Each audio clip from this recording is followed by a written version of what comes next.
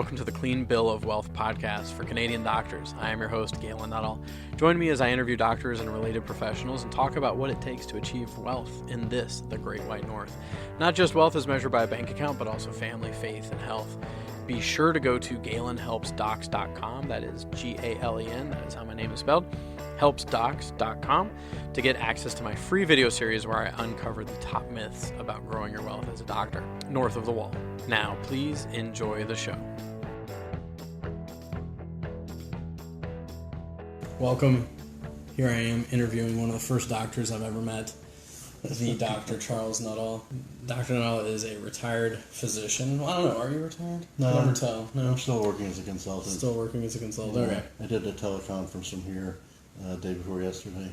So semi-retired doctor from New York City. I spent a lot of time with this doctor because he happens to be my dad as well. And he has been featured in the New York Times because he has a side hustle, which is being a professional Santa Claus. Several months out of the year. So it's a lot of fun to see my dad wearing the red outfit around November or this time of year when the beard gets a little bushy and the reactions that I see. So this recording is for my podcast, which is interviewing doctors and people who support doctors. I talk a little bit about money, but this guy's also had such a fascinating life, we are bound to wander into other territory.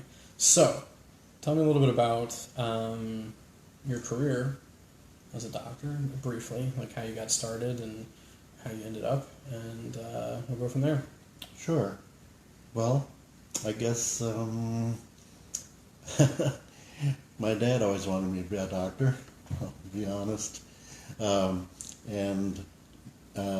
So I did, because I could. And I went to undergraduate school at Johns Hopkins, and at the time they offered a pre-medical major, which was sort of unique among universities. So I could get a Bachelor of Arts and get a pretty broad education in the liberal arts, but also get the necessary requirements in math and language and science for medical school. So I only applied to one college, unlike most people, and I only applied to one medical school. And I got into the University of Florida College of Medicine in its 10th year of operation, and I was really excited to be part of a new educational enterprise like that, getting in on the ground floor. And it had been started by an amazing man who was the original dean, and he had attracted a lot of talent to Gainesville. And it's continued to grow as a major research university. And one thing that I want to make sure I touch on before I forget is you became an nephrologist. Yes. And part of the reason you became a nephrologist was you were inspired by a specific... Cade. What's the name? Robert Cade. And what about him inspired you so much? Well, he was sort of a mad genius, and one of the byproducts of that was he invented Gatorade. Yeah. And of course it takes its name from the University of Florida Fighting Gators. And he started hanging around the football players, and he realized that the practices that the coaches were using at the time were really very hazardous and dangerous for the athletes, because they didn't believe they should drink during a performance because they're afraid it would give them muscle cramps. Oh, yeah. So they're all dehydrated. he went out. Yeah, exactly. So he did a very meticulous study. He collected their sweat, measured the electrolytes in the sweat. He weighed them before and after a game or a scrimmage, and then they wouldn't let him practice on the A team, but they let him practice on the junior varsity, and they found that the cohort of athletes who took the Gatorade during the game performed much better during the second half than those who did not. So they started introducing it to the first line team. And were you part of a study or something? Because I vaguely remember Someone saying they saw you stick your head out of a door and throw up in a parking lot or something? I was about to turn into the parking lot. Yeah, I as part of Cade was always doing a lot of interesting work, and fortunately the Gatorade money gave him a lot of resources to do it. He felt that part of the problem with a starvation diet was the acidosis. So he wanted to see if he could counteract that by supplementing the diet with sodium bicarbonate tablets. Okay. To neutralize the acid. Like the keto acids that build up when you don't eat carbohydrates. So I was on a very limited diet of virtually non-caloric foods like dill pickles and celery. And it didn't go down too well.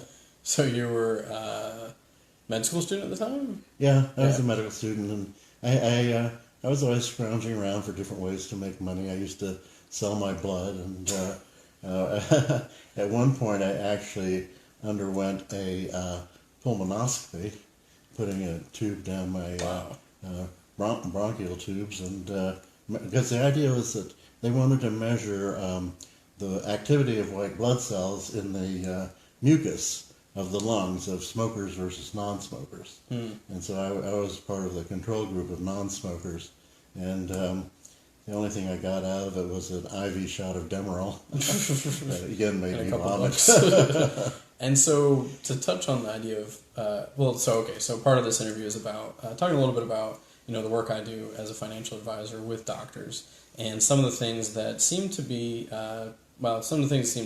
realities of their situation or tendencies. And so one of the things I'm always interested in is when someone goes from being a medical student, whether it be physician or chiropractor or veterinarian, a lot of times they go from, their income jumps from one level to another. Quite a bit. And one of the things when I do work with people that are still studying, I try to talk to them about, when that leap happens, try not to expand your lifestyle to match it. The analogy I use is, myself, when Em and I moved here, and she was the only one working. I drink coffee at home, and every once in a while I'd get Timmy's. And then when I started working, I started hitting Starbucks because we had a dual income. And so it's it's the Timmy's to Starbucks. If you can stay kind of somewhere in the middle. So did you experience that? And do you feel like it's potentially a hazardous thing to go from this I shouldn't say hazardous, but that increase, what's that like? Yeah, well, it's very tempting to make a lot of stupid financial decisions and buy a lot of stuff you don't need. But as I went into practice and my income did jump from what it had been when I was in the Navy, I went to my accountant, and he gave me an hour or two lecture on exactly that, about how to sort of take it easy.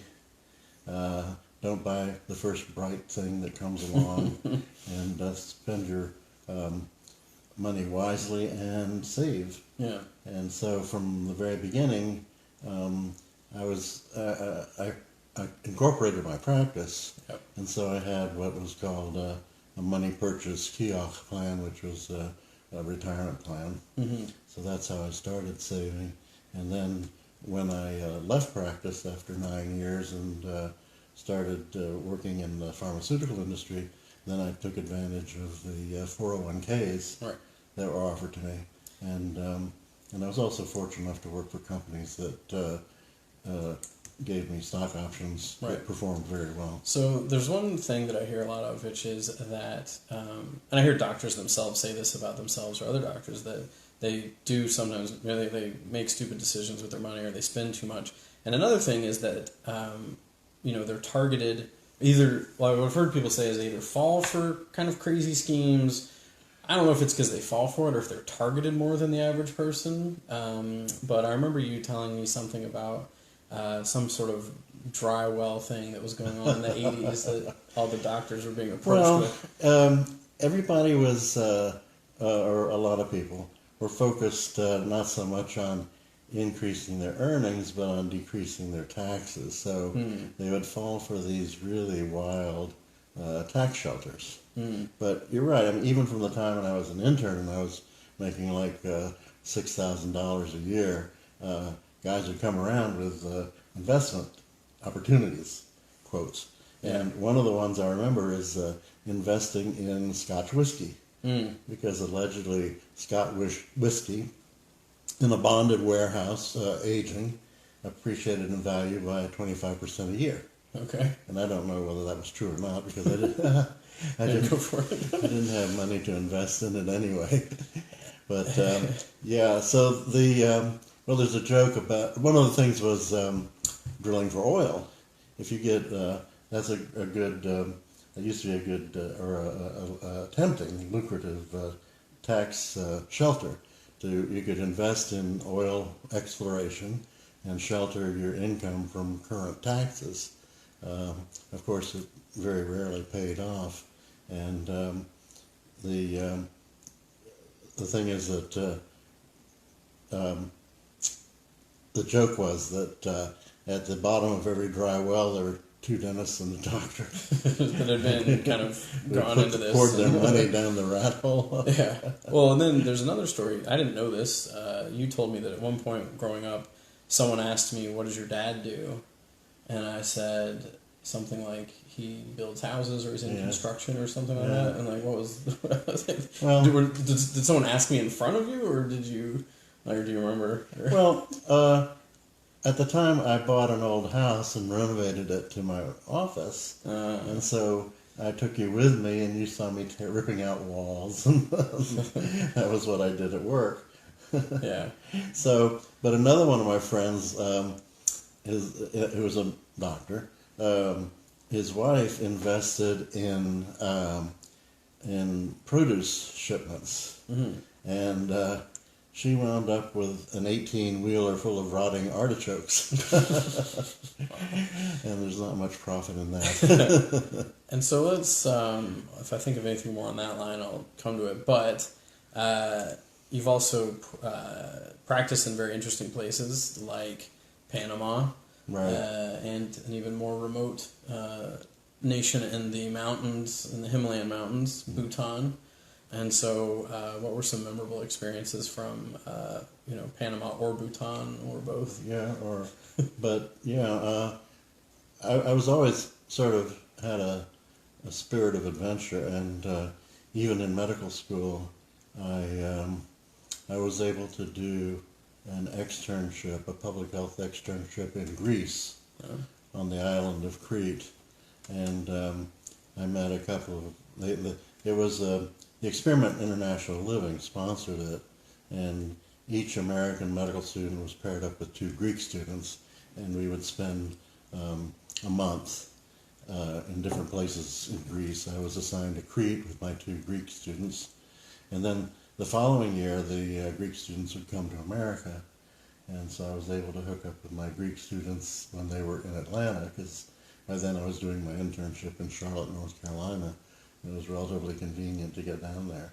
So, but then after I finished my internship, I went to Panama, and I did a year of tropical medicine and internal medicine residency. And it was a very interesting hospital because it was unique. It was the only U.S. government-owned, non-public health service, non-military hospital, and it had an AMA recognized training program for medical residents. And so I was able to combine my second year of medical residency with a study of tropical medicine. But not only tropical medicine, but the thing was, in Panama, the hospital was in the canal zone, and when a ship approached the canal, they would have a sick call. And all of the seamen that were on board, if they were not feeling well, would check in for the sick call, and they would be taken off the ship and taken to the hospital and examined, because it would take the ship maybe 12 hours to pass through the canal. So during that time, they could be diagnosed and treated and put back on the ship if they were fit for duty. And so we got to see a lot of exotic illnesses that way. People bringing things from all over the world to the Chagas disease, and then in Panama there was still leprosy and a lot of interesting things that you don't really see much of anymore.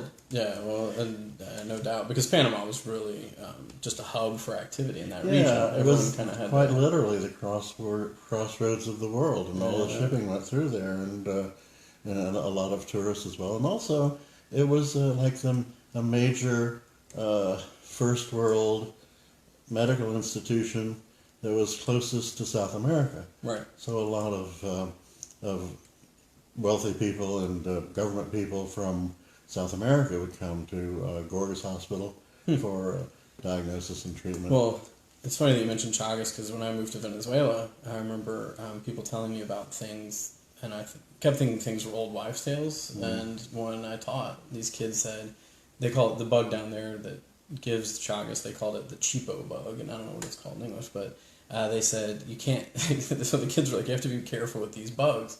I said, why? I said, well, because while you're asleep, they'll poop in your eye, and then later you'll die. And I said, I don't think that's true.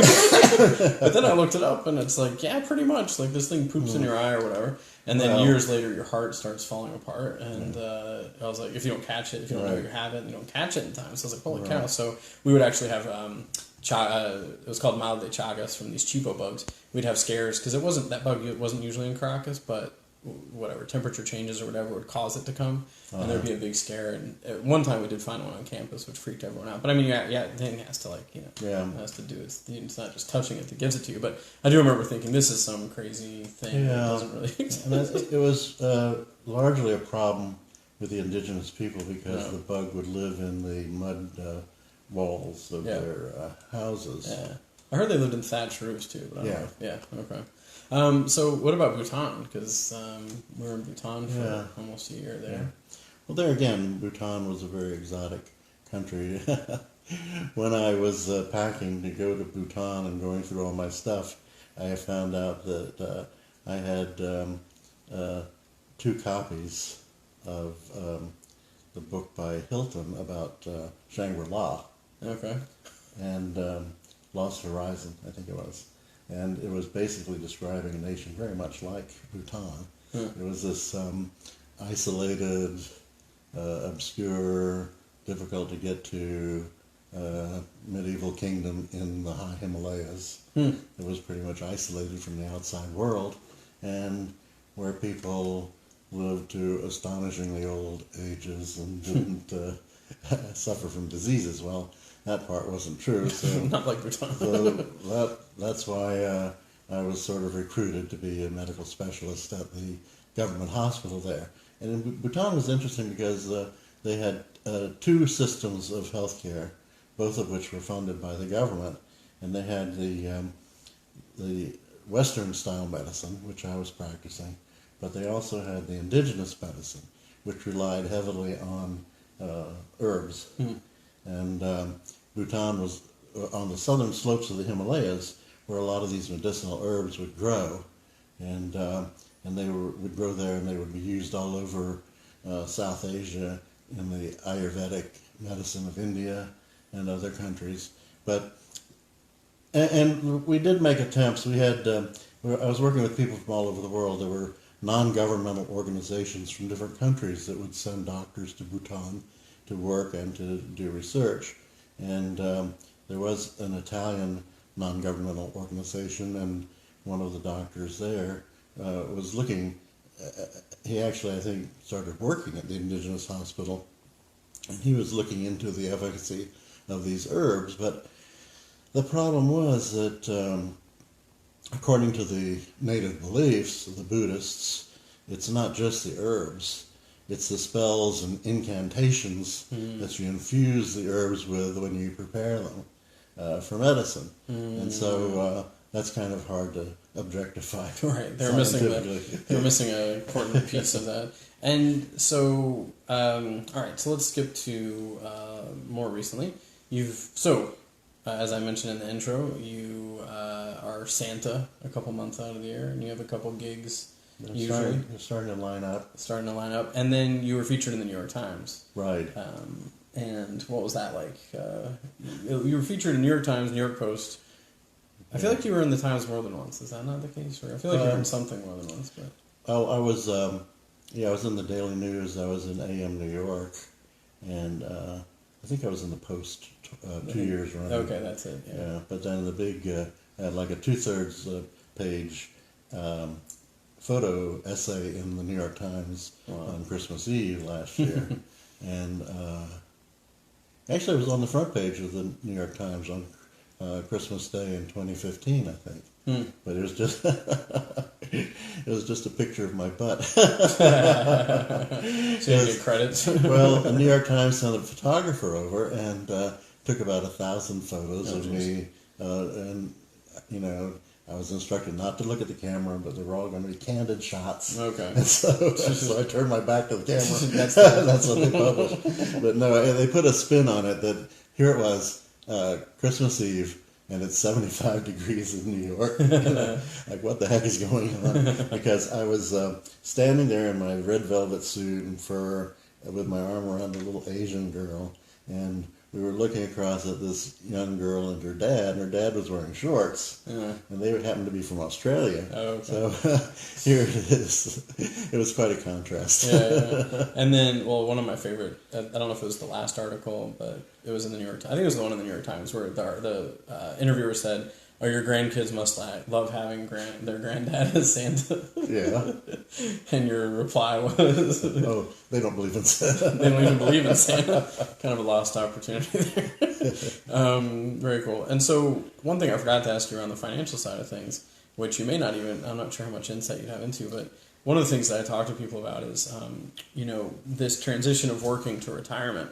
A lot of people, I think, hinge a lot of, happiness or fruition in their lives to the idea that they can retire. I'd say if people don't enjoy their jobs, it's even more so. But I do work with my clients a bit on, celebrating their wins along the way, and also thinking about, it's kind of like that phrase, wherever you are, there you are. Like, retirement is not, it's not necessarily going to be something that if you're not happy before, it doesn't necessarily mean you'll be happy after, and waiting for this big thing. So I don't know if, you seem to be making the most of your semi-retirement, but if you have any insight into that concept of kind of this wait, and then what actually happens. The practice of medicine, and no matter what you do in medicine, has a lot of gratification. I mean, and you really, literally, it sounds kind of glib, but you really have the power to heal the sick and raise the dead. And I could do that as a nephrologist. I had patients who would come in who, even 10 or 20 years before would have died because the technology was not available to keep them alive. And the most gratifying patients were the ones who had acute renal failure, and I could keep them alive with dialysis until their kidneys recovered. And they would walk out of the hospital perfectly healthy. So that was really, as I say, very gratifying. Unfortunately, there were also the chronic renal failure patients who frequently didn't fare so well. They had to come in 3 times a week or more for 3 hours of dialysis at a time.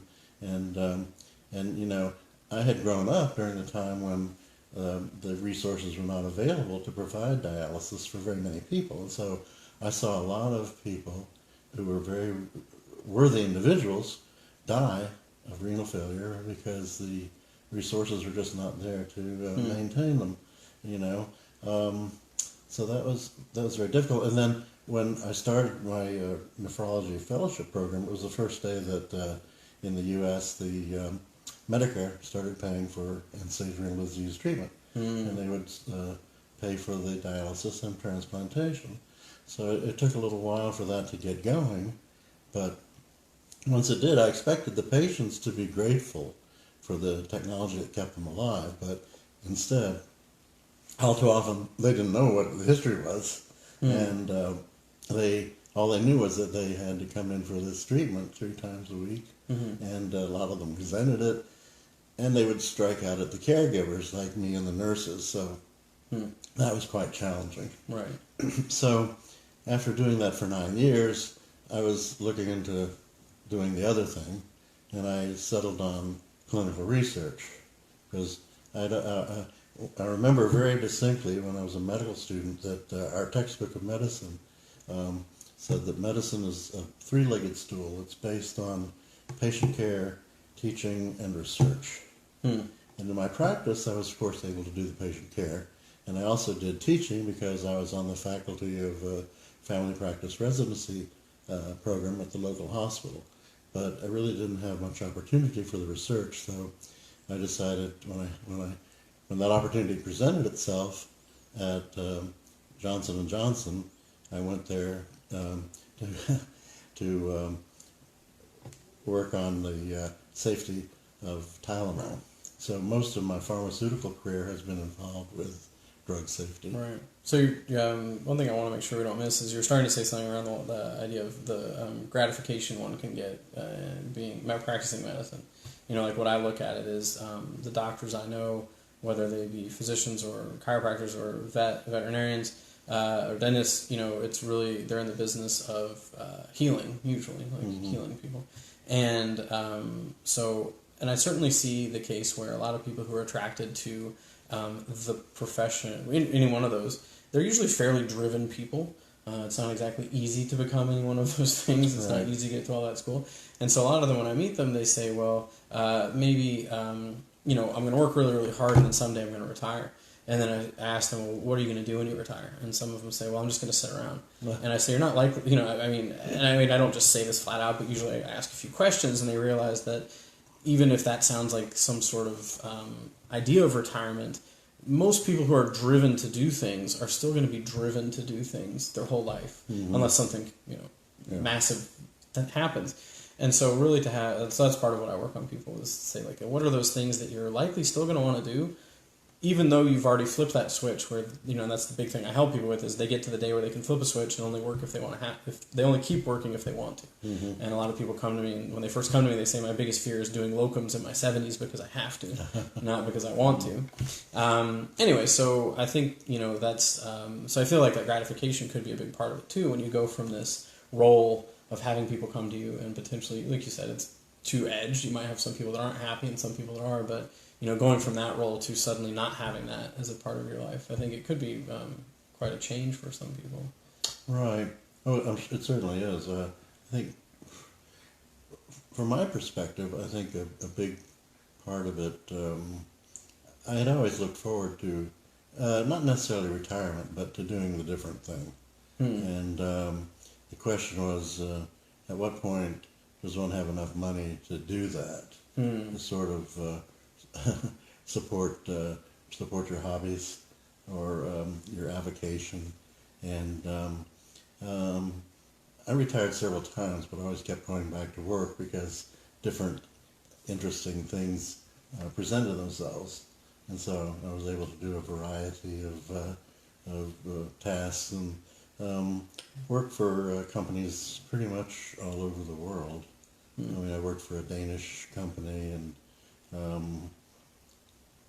made a lot of trips to Scandinavia, and in a Japanese company, made trips to Japan, and all of that was, I guess the main thing that energized me was love of learning, lifetime love of learning, and that exposed me to a lot of different experiences that I was really able to incorporate in my enjoyment of life. Yeah. And the same thing with the Santa Claus. It was sort of an outgrowth. I mean, I never intended to grow up to look like Santa Claus. But since it happened, I decided to make the most of it. So like some men become great, some have greatness thrust upon them. I had Santa thrust upon me. Well, and I mean, I feel like, at least from the outside looking at, you know, your life, I feel like along the way you did a lot of things of interest as well.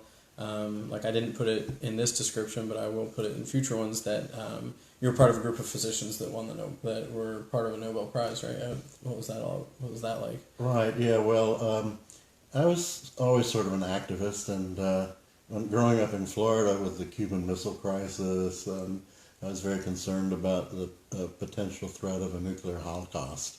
And so there was a cardiologist in Russia and a cardiologist in Boston who started this organization called International Physicians for the Prevention of Nuclear War. And they were publicizing the fact that this is sort of the ultimate public health problem if you wipe out if you wipe out the entire human race.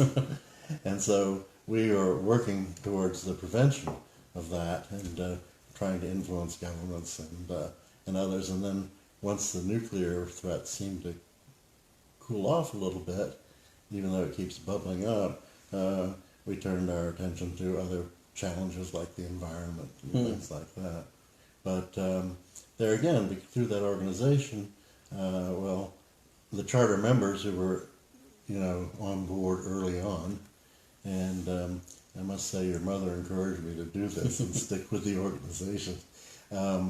We all shared the Nobel Prize, the Peace Prize in 1985, and it's not like we all got the trip to Stockholm or the gold medal with $1 million, but I got a plaque, got a certificate. Pretty cool. That's So pretty cool. yeah, and that was kind of an easy way to win a Nobel Prize. It's kind of like the early days of trampoline in the Olympics. It was, I guess it was, and there again, it was sort of, it wasn't my goal, it was sort of a benefit, a side effect of my interests in promoting world peace and nuclear containment. Very cool. So, awesome. Cool. I've asked all I wanted to ask. Is there anything you wanted to add or throw out there to wrap it up? well, again, I think, I was thinking that how that experience with the International Physicians for the Prevention of Nuclear War gave me a lot of other experiences besides the plaque on the wall from the Nobel Committee, but I did go to Stockholm on my own. Okay. I stayed at the Grand Hotel where the Nobel laureates stay. I had the same menu on the same china and crystal in the basement of the city hall there, because a lot of city halls in European capitals have what the Germans call Rathskellers in the basement, and that's where they hold the Nobel banquet. So I got that experience, and I also got to the meeting in Hiroshima and Nagasaki, the two cities that had been destroyed by a nuclear bomb, and that was a very moving experience as well. Very cool. So you kind of made your own Nobel Peace Prize trip. Yes. Do-it-yourself version. Cool. Awesome. Well, thanks. Thanks for joining me. Definitely a few things that I didn't know. I didn't know a lot of details around the Nobel Prize, and certainly, what did they say in the Times? It was the most overqualified saint in New York. And I forgot to mention that you've done some work as an extra in different films and things in New York. Yeah, well, one photo shoot where you got to play to be a doctor. It was very meta. The doctor being semi-retired and then being a doctor in a photo shoot. Well, yeah, I mean, I think I always sort of had a creative impulse, and there's a limit to how creative you can be in medicine without getting in trouble. Right. In fact, I would say medicine, I sort of characterize medical school as a trade school because it's very focused on... Well, it's interesting. When I did my internship in Bellevue Hospital in New York, there were physicians who said a monkey could do my job. And I obviously don't believe it. But basically what they meant was that it was just like Groundhog Day. Like, as cases presented themselves, they kind of did the same thing every time. One day was very much like another. And one day was very much like another. And I mean, that hospital was a bit different. The director of the program said that because of the nature of a lot of people that ended up there, they'd kind of patch, a lot of people who were in, not the best shape economically, and they'd kind of patch them up and send them back out, and then they'd show up the next day. And so the director, can't remember his name, but he said it felt very much like a Sisyphean task. Yeah, patching people up, sending them out, coming back, and so I remember meeting a doctor that and I felt like the more specialized they got, the more they felt that way potentially, which was they felt like it was a little bit rote. But it's funny what you say about needing that creative outlet, just because I definitely can relate in the financial advice sphere. There's a lot of regulations. You have to be very careful. I have to be very careful about the way I phrase things, the things I say, and all that. And so it's definitely been a similar thing for me to find out where I can get that creative outlet when it's working with people is part of that, can be very creative, but the actual approach, there's only so much you can sort of do. Yeah, well, and I tried to work it into my life and career every stage along the way. When I was in medical school, I actually got a role in the Florida Players production of Marat Sade. Okay. The persecution and assassination of Jean-Paul Marat is performed by the inmates of the asylum at Charenton under the direction of the Marquis de Sade, which is also known as Marat Sade, for the sake of brevity. But I was thinking, I was sort of, having sort of an existential crisis, like, do I really want to go through all this to become a doctor when I could play one on TV? But acting is its own discipline. Sure. And it requires a lot, and so I was content to become the real thing. And later on, well, all the way through, I had an interest in photography, and through that, I got into modeling. Yep. And I've been the subject of a couple of instructional videos and actually coffee table books of portrait photography. Yeah. Chris Knight is a portrait photographer in New York who wrote a book on portrait photography, and he teaches at the School of Visual Arts, and he has used me to demonstrate Rembrandt's lighting techniques. Oh, right, those similar are cool. things. And he did one of Diaz, King Henry VIII. Yeah, that one's cool. That's one of my favorites. Well, the thing I was going to say also about the creative outlet of, I was pre-med for a very short, ugly period. One summer school semester at Johns Hopkins, and then, I did the internship in Bellevue because I wanted to see what it was actually like to be a doctor. And of course, it was a hospital setting, which different than practice and things like that. But I actually met at that hospital a fair number of physicians that didn't seem all that happy. But then I met a whole bunch when I did the translation for the Rotary group that came to Venezuela, and a lot of them seemed pretty happy. But when I did do the rotation at Bellevue, I found that so I did a rotation all over the place, but one of the most fascinating jobs I felt was the ambulance drivers, the EMTs. Yeah. They had a real fascinating job, in my opinion, because they'd go to a rundown place one day, and then they'd be in a high rise the next day, and they'd be in an office building. They'd perk of the job. They get to drive the wrong way down a one-way street in New York City and all that. But what really hit me was. One day, they brought us all together. There's just like 35 kids that thought they wanted to go into med school, and I think most of them probably did. They said, has anyone ever talked to you what you have to do to get to be a doctor? Has anyone ever mapped it out for you? And I don't think anyone said they had. And he described in great detail what residency was like. And I saw a little bit of that. I'd see the cots in the side of the room and all that stuff. And, he said that he did the math, and even though he made, money as a resident, he said if you calculated it by hour, he made less than minimum wage. Because he was working all these shifts and everything. And I remember he said that, and I said, there's no way on earth I want to do this badly enough to put myself through that. But what's funny was the next year I did New York Film Academy, and I would stay up all night editing movies. And so I realized that I was willing to do passion. Well, I was willing to do that sort of thing of staying up all night or putting myself through sort of a rigorous thing, if it was something I was interested enough or cared enough about. So I think it's important to follow your passion. I think I always tried to tell you and your sister when you were growing up that follow your bliss, do what you love, and you'll do it well enough that people will pay you to do it.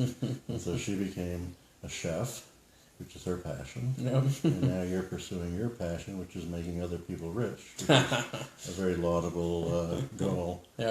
Peace of mind around finances, for sure. And, Life is sweet. Yeah, very good. Cool. Awesome. Well, thanks for joining me. My pleasure. Thanks for being my son. You didn't have a choice. This is your host, Galen Nuttall. Thank you for joining me at A Clean Bill of Wealth, the podcast for Canadian doctors. I hope you enjoyed the show. Be sure to check out my free video series at GalenHelpsDocs.com, where I debunk some of the myths around wealth generation for Canadian doctors. Take care and talk to you soon.